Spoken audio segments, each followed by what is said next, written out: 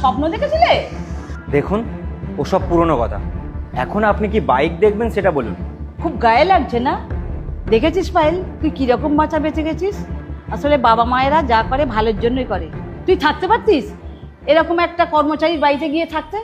আরে বাবা, কত টাকাই বা মাইনে পায়? 5,000, খুব বড় জোর 10,000। তোর বরের 4 ভাগের 1 ভাগ। ও আচ্ছা, পায়েলের তাহলে বিয়ে হচ্ছে, খুব ভালো। কেন, তুমি কি ভেবেছিলে তোমার দুঃখে সারা জীবন বসে বসে কাঁদবে? অবশ্য তোমার মতো মিডিল ক্লাসের লোকেদের এইরকমই চিন্তা ভাবনা। আপনারা কাকে কি বলছেন?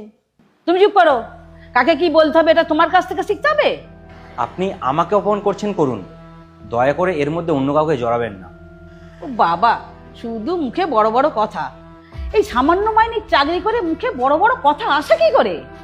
দেখাও এর হবু বরের জন্য ভালো বাইক দেখাও। নিজে তো আর কোনোদিন কিনতে পারবে না, ওই লোককেই দেখাও। আপনারা অনেকক্ষণ থেকে বলে যাচ্ছেন, এবার আপনারা চুপ করুন। আপনারা জানেন এই শোরুমে যতগুলো বাইক আছে সব ওনার, এই শোরুমের মালিক উনি। কি? পবিত্র এই শোরুমের মালিক? হ্যাঁ, ওনারই শোরুম।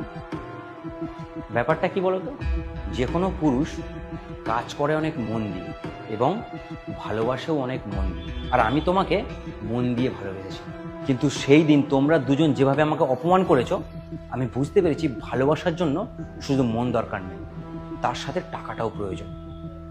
আমি এই জায়গায় এসে পৌঁছেছি শুধুমাত্র তোমাদের দুজনের জন্য। বাই দ্য ওয়ে, ধন্যবাদ। তোমরা ওই দিন আমাকে রাস্তা না দেখালে আমি হয়তো এই জায়গায় এসে পৌঁছাতে পারতাম। চুপ করে গেলে কেন? আরো অপমান করো। সরি পবিত্র, আমার অনেক বড় ভুল হয়ে গেছে। আমি মায়ের কথা শুনে তোমাকে যা নয় তাই বলে গেছি। আমাকে ক্ষমা করে দিও।